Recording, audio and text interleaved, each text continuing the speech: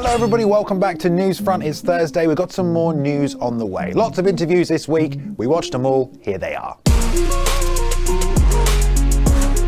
So let's kick things off with the MMA Hour and Ariel Helwani and a very kind of strange interview with Pat Barry and Rose Namajunas. In fact, it was pretty crazy, actually. So Pat was clearly somewhat self-aware about the concerns of the general audience, you know, the UFC fan base, but if you're expecting some kind of admission of fault, well, we didn't really get that at all. She did everything perfect. Like I said, there's all like adjustments that you can make. I don't think there was any mistake. Pat kept going on about a big question in the fight that he wanted to be answered, and Ariel kind of questioned him, you know, trying to get to the bottom of it, but he kind of had a pretty strange answer. I'm happy with where we are right now. But I knew throughout the entire training camp, she needed a certain question answered, and somewhere in those 5 rounds, she found it. What was the question and what was the answer? Not only win, but like dominate and set myself apart from the rest of the division. That's why I talked about it in all my interviews leading up to it. Didn't look like domination to me. Granted, it was supposed to be an interview for Pat, but they weren't talking about Rose's fight. Just anytime she opened her mouth, Pat was a little upset by it. I guess I wasn't really thinking about like the judges. In my mind, I feel like I won the fight because of all that other stuff going on. Like it is more of a psychological battle for me, you know, as far as like, no, I'm gonna do what I want to do. Pat said that overall he was mainly happy that Rose stuck to the game plan, and he expected there would be some boos as a result because, yeah, it's that game plan and it was pretty boring, to be honest. The plan was to do this thing in particular, and if you do this thing, people are going to start booing, but that's only because they don't know what's going on. Apparently they were looking for the finish multiple times, in fact, but there was something wrong with the canvas. In the fight, when Rose went to throw the punch, her foot slipped. I saw that.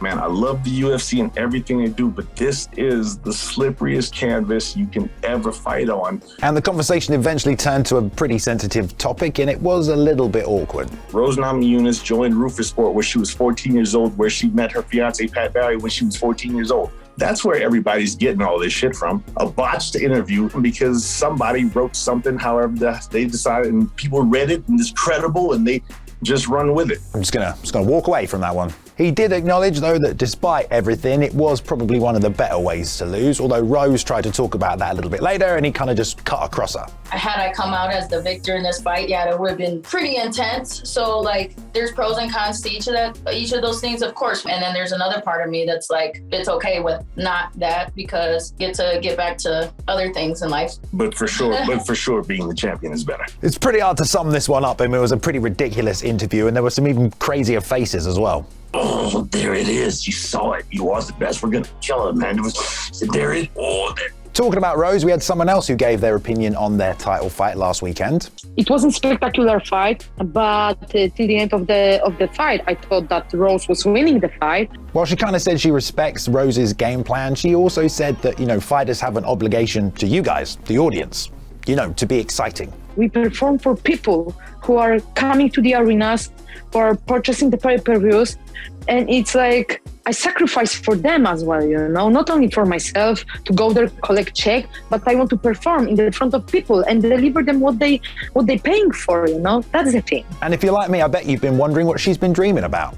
And this is what I'm dreaming about since I lost it, but hey, set your dreams very high, you know? Of course, she was more focused on her own career and what she's got going on. She just signed a new deal, and she talks a little bit about the implications and what's going to happen after this Wei Li fight. History likes to make a circle. I'm in the right place, in the right spot, right timing. I'm going to be the champ till at the end of this year. And it sounds like she's been pushing herself to the limits in the gym. And we drill. I spar really hard. I mean, like hard, but smart. But yesterday I was crying on the mat, you know. I was like, I know I can do better. And this is how I have to work, you know. I have to work my ass hard, cry sometimes, and be the best shape ever in the octagon in the day of the fight. Speaking about people that fought at the weekend, we have Michael Chandler again making an appearance on the MMA Hour. He discussed the Tony fight and some of the struggles he faced early. So I think I was somewhat lulled to sleep in certain aspects too, because I'm like, what's he gonna do next? Is he gonna attack right now, or is he a little bit gun shy? He also then gave his opinion on the latest meme in MMA. If anything, it should make people love the sport more, that no matter what, we're braving the unknown and braving the embarrassment every single time we put those gloves on. Because the internet is ruthless, it's undefeated, and the trolls be everywhere. Everyone knows Mike's promo game has been on point, so Ariel asked him what's changed since his time in Bellator. I love Bellator. I love Scott Coker. But it's really hard to cut a promo like that and talk about becoming the best fighter in the world when you know you're not fighting the best fighters in the world. And he also asked him, after all this back and forth talk at 155 and who he's going to fight, if it's up to him, who does he want to fight? It's probably the toughest decision that you could possibly make as an athlete. But that Conor fight will definitely cement my legacy as a guy who did just about everything in the sport, except for winning a UFC title. I think I want that title fight against Charles. But the big story this morning is what he said specifically about Dustin. I think I like him for the sport, but I also think I was completely disregarded and pushed aside, acted as though I didn't deserve to be where I was. But I also don't think is Dustin a draw? So one of the bigger fight announcements we got this week was Volk versus Max Free, and Volkanovski was also on the MMA Hour with Ariel Helwani. Obviously, it's a pretty quick turnaround for Alex. He didn't fight that long ago, and he was asked if he minded and if he expected a third fight with Max. At the end of the day, it's all about the timing and the biggest fight. Why the trilogy? Why Max is like, what bigger fight is there in our division right now? Obviously, the previous fights were pretty close. Some people were leaning towards Max, but Alex gave his opinion on what he thinks. I don't really care what some people think. You know what I mean? At the end of the day, people can say whatever they want. I am 2-0 against him. That's just fact. But how does he think the actual rematch is going to go? Do I think I can finish him 100%? Ariel, I am going to land on his chin, and I'm going to land big. He should go down. If he doesn't, and that fucking granite chin of his somehow survives like it fucking always does, good on him, man. Credit to him. He talked a little bit about the legacy of Max Holloway and where he ranks amongst the greatest ever in the UFC. And he made the case that if he beats him this time, well, he can probably consider himself number one pound for pound. I don't think, many of the champions can say they've had to fight someone like Max. But I'll go out there and do what I plan on doing to Max Holloway.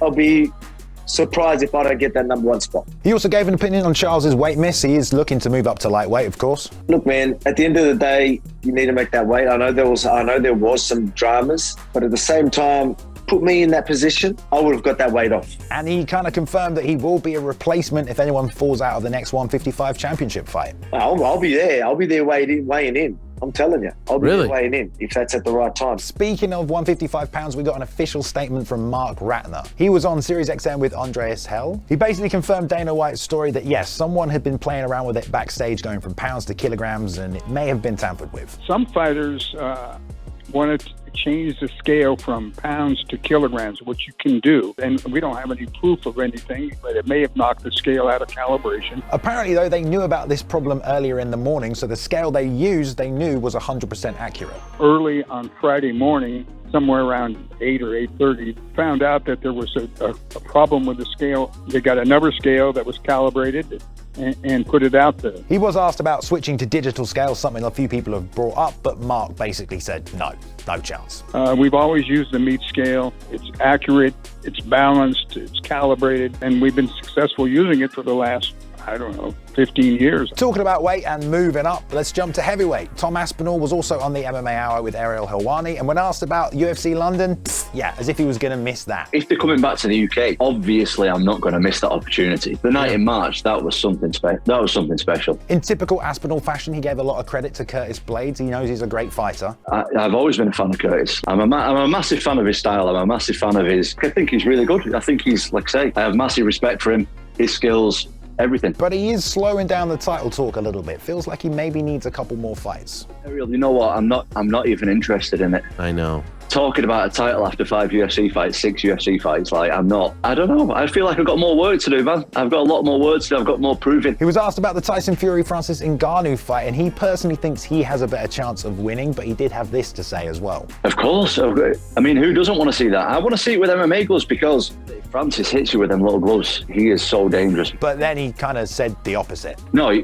mate, he would steamroll Francis. Oh. And then he went on a bit of a rant about trash talkers. Yeah, he doesn't like them, apparently. I struggle with a lot of MMA fighters these days, mate, to be honest. I want to be the guy who everyone's like, fuck, I don't want to fight him. I don't just want to be one of these, popular people who's popular just for the sake of being popular, It's not Paddy, is it, though? He can't mean Paddy, right? No disrespect, lad. You're the flyweight. You probably would take 12 and 12. Speaking of London, Bellator's in London this weekend. Yep, MVP is fighting Logan Storley for the interim title. Amosov is over in Ukraine fighting in the war. MVP gave him all respect, but did say he'll be the real champion come Sunday. I am the champ. I'm about to take a belt home. I'm the champion of this division. He basically put him in the #1 contender status when he comes back. When Amosov's situation is settled and he's able to come back, he gets to jump to the front of the line to fight the champ. And he also said he is the biggest star in the UK, which is obvious in case you didn't know. Anybody that doesn't understand that already is blind. I don't need a belt. We also got to hear from Luke Rockhold this week. Yeah, he's fighting Paulo Costa in an upcoming matchup. And he also kind of explained some weird stipulations Costa apparently wanted with the fight. He didn't want to agree to like the penalties of missing weight, but he wanted to fight at 85. If you want to know his strategy, well, he's looking to break him apparently. I don't think he's solid in the head, and I want to break him. And I get off on that, having a guy that's, I feel like doesn't represent the sport well, and I don't like him. Nobody likes him. He's a fucking samurai, sorry. He also kind of openly admitted his personal struggles he went through after winning the title. Versus Bisping. I went in there with no care, no worry, no respect, and I got caught, and I paid the price, and I've been down a rabbit hole in the fight game since then. And if you're wondering what happened to the potential fight between him and Sean Strickland, well, he kind of wasn't really motivated. Doesn't fight bums, apparently. As always, I'm not here to fight bums. I'm here to fight people that are, have proven their worth, and that get me excited.